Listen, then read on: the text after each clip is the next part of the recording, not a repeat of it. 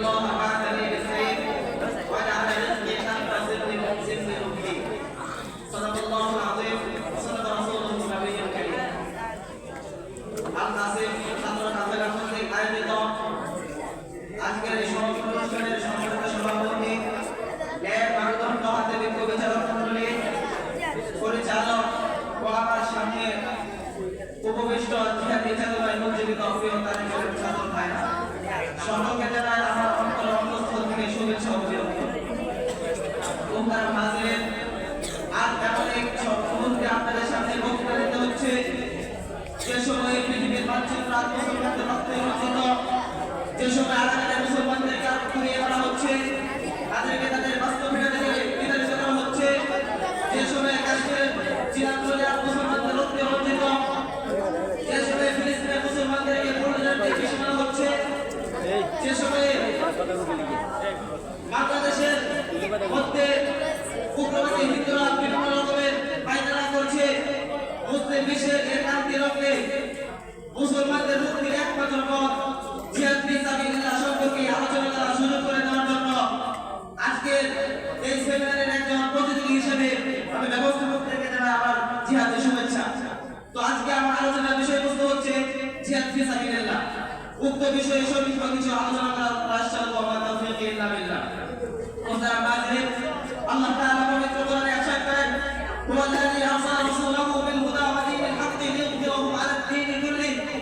আল্লাহ তাআলা এই আয়াতের মাধ্যমে মুহাম্মদ সাল্লাল্লাহু আলাইহি ওয়াসাল্লামকে পৃথিবীতে মানব অন্যতম কারণ বর্ণনা করেছেন, অর্থাৎ এই পৃথিবীতে দ্বীন ইসলামকে প্রতিষ্ঠিত করার জন্য, এই পৃথিবীতে দ্বীন ইসলামকে বিজয়ী করার জন্য আল্লাহ তাআলা হযরত মুহাম্মদ সাল্লাল্লাহু আলাইহি ওয়াসাল্লামকে পৃথিবীতে পাঠিয়েছিলেন। হযরত মুহাম্মদ সাল্লাল্লাহু আলাইহি ওয়াসাল্লাম এই দ্বীন ইসলামকে প্রতিষ্ঠিত করার জন্য, দ্বীন ইসলামকে বিজয়ী করার জন্য তিনি প্রথমত দাওয়াত তাবলীগের পদ্ধতিকে গ্রহণ করলেন।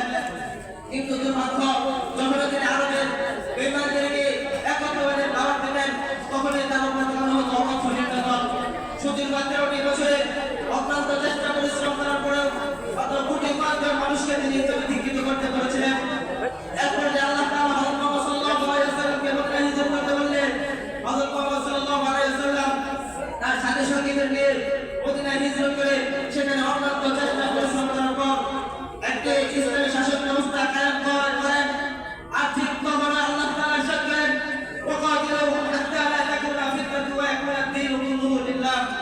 আর মুসলমান, তোমরা যুদ্ধ করো সকল কাফেরদের সাথে, যতক্ষণ না পৃথিবী থেকে ফিতনা দূর হয়ে যায় এবং পূর্ণাঙ্গভাবে দ্বীন আল্লাহ তাআলা হয়ে যায়।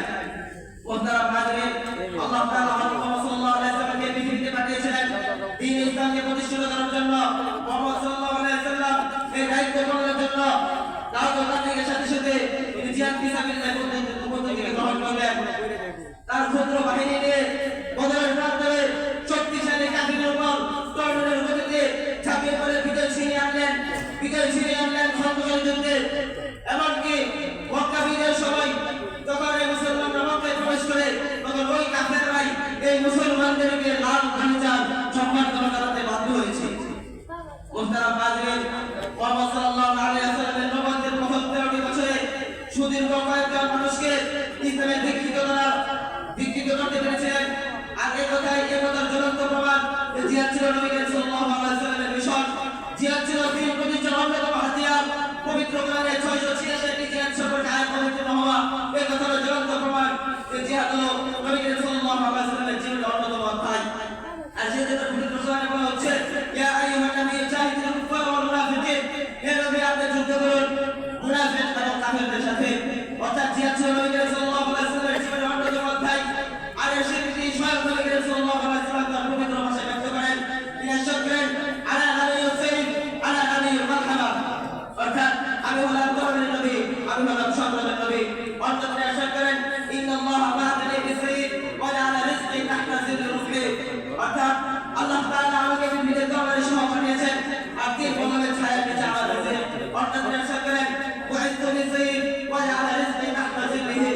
অর্থাৎ আমি তরবারির সহ প্রেরিত হয়েছি আর তরবারির ছায়ার নিচে আমার রিজিক রয়েছে। মুহতারাম হাজিরিন, উহুদের যুদ্ধে নবী করিম সাল্লাল্লাহু আলাইহি ওয়াসাল্লামের দাঁতে মোবারক শাহাদাত বরণ, খন্দকের যুদ্ধে ক্ষুধার তাড়নায় পেটে পাথর বাঁধা এবং নামাজ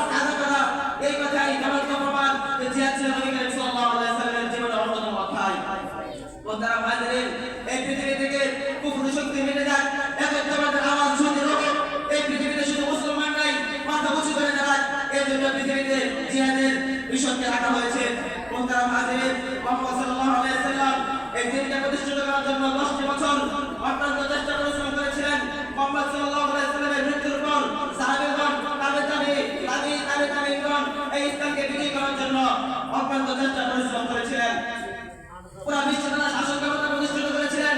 ওই সমস্ত আজকের মধ্যে এমন অস্থিতিশীল পরিস্থিতি ছিল না। ওই সমস্ত তাদের চোখের উপর চোখ তুলে তাকাবার কোনো সমস্যা ছিল না। ওই সমস্ত মুসলমানদের নাম শুনে কাফের বেঈমানরা থরথর করে কাঁপতো, সেখানে জঙ্গলে আশ্রয় খুঁজতো। কিন্তু আজকে নয় এই অবস্থা। আজ বিশ্বজুড়ে কেন মুসলমানদের ঠাঁই নেই? আজ বিশ্বজুড়ে কেন মুসলমানরা নির্যাতিত নিষ্পেষিত? তার একমাত্র কারণ হচ্ছে মুসলমানরা জিহাদ ছেড়ে দিয়েছে। মুসলমানরা যদি আজ জিহাদ না ছাড়তো তাহলে মুসলমানদের রক্ত রঞ্জিত হতো না। মুসলমানরা যদি জিহাদ না ছাড়তো তাহলে বাইতুল মাকদিস